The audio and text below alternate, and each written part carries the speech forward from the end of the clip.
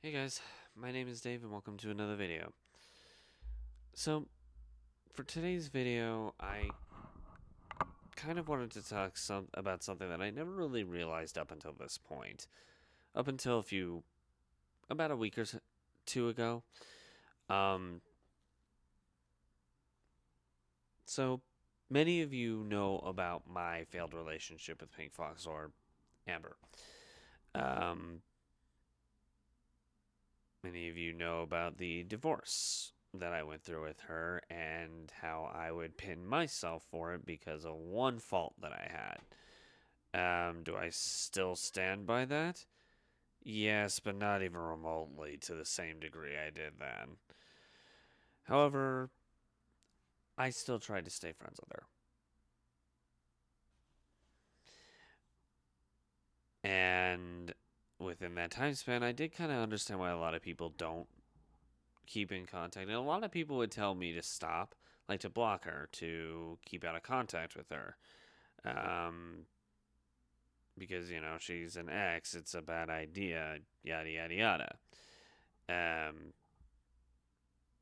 and this is a concept, admittedly, that up until somewhat recently, I never really understood. But recent events did kind of make me start to realize that's why. There's probably one exception, but at this point, the person I'm talking about as the exception. They're married to someone else. They're happily married with them. Neither them or I have any kind of intimate interest in each other. We rarely we talk semi frequently, I suppose. Anyway, it's not even close to what a relationship of any kind should be, whether friendship or what. I'm getting off topic. What exactly left me to finally understand the whole you should keep out of contact with your ex kind of thing? Well, so I tried to stay friends with Amber for a while, but the problems started to arise when I noticed she didn't really treat me as a friend. She more treated me as a therapist. Now, note that I do act like a therapist more or less towards my friends, but I would expect the same response in return. And something I started to notice from Amber is I never got that. It was always just venting about her end, me listening, and that's all that ever was. It was extremely rare where the statement of how have things been on your end from her end would be said. And it just got to a point where I was like, you know what? I'm starting to pick up on why some people say that. Other people say it because they're direct arguments, like hateful arguments. In my case, it's just there's no connection. So, what's the point? And when I realized this, I did a little bit of digging, more or less. Not to any kind of personal digging degree whatsoever. Like, I didn't pry into someone else's life to a degree where it was like, hey, dude, it's not your business. What are you doing? I never did that. But I did talk to some people who I know and asked to a specific degree how they responded to, or how they would respond to, depending on the person, situations like this. And it all came down to anybody who ever stayed connected felt very uncomfortable with it for one reason or another. I do have other reasons, by the way, for coming to this realization, but those reasons are a little bit more personal, and I don't want to break confidentiality kind of circumstance. I don't want to seem blasphemous, or I don't want to seem like I'm saying something that could be very um, disrespectful. Are there some things I think to that degree? That's just the thing. I don't know if it could be considered that or not in their eyes. To me, no. I don't think it's that way, and I'm not going to try it. I'm trying not to tread on thin ice. more or less. I guess is a better phrase for that. But I will say this: there are other factors that are at play here that are more me personal, to the degree where it just felt like I was being more used than anything else. But that's the most I'm willing to say. And when I started analyzing this, I started to realize, wow, this is probably why a lot of people just who don't like argue, because not every divorce or breakup ends in argument, ends in anger. And those that don't, though, usually end in either getting remarried or getting back together. Kudos to those that do. But of this group I'm talking about, more often than not, it would usually end in, well, officially permanently parting ways and never talking again.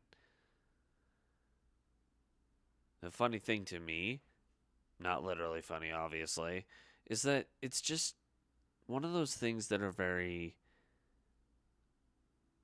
These parting of ways usually have their negative reasons. It's very, very rare where it's positive.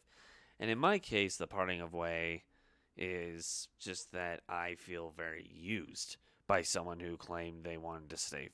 Well, I'm actually the one who claimed I wanted to stay friends initially, but I am starting to regret that because the friend, again, uses me or more as a therapist or an outlet. That's, to me, that's not a friend. Like, let's take Aaron, for example, my friend Aaron. He and I talk a lot. We hang out a lot. In fact, a little bit before recording this video, he and I were hanging out. Um, and a lot of things we talk about, whether it's religion, politics, daily life, random topics like that, we usually always make sure that both sides are on equality. Um, and there's never been an issue with that. I mean, it's just that's just the thing. If you want to be friends with someone or in a relationship with someone, there always has to be equality. I started to get the feeling I wasn't really getting that. So, without any kind of warning, I just blocked every way of discussion. I wouldn't be surprised if last week, this week, or sometime in the future, there was some kind of hateful comment coming my way for this, but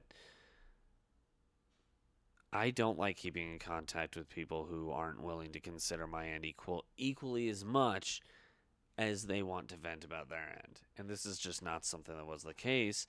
And I asked around, the point of this video here, to see if other people had experienced something similar to this without, exposing anything. Um, every single time the answer was yes. They would keep out of contact with the person either because of hateful things or, like I said, under this category more often than not, feeling of being mistreated or inequality. I don't know what it is about these kind of failed relationships that cause this, but I maybe it's because of just a memory of the bad things, blocking out anything good, which is something I've never really fully done myself, but other people the the bad memories just shroud the mentality and make it go, I'm going to make this person listen to me and only me. Whether it's a guy doing it or a girl doing it depends on the person. It goes both ways, I noticed while doing the digging, but it's just not right. And I find it kind of pathetic that people would even consider treating others this way. But you know what? What are you going to do? Anyway, I just wanted to vent about this a little bit. It was something that was on my mind, and I don't know. Yeah, I think from now on,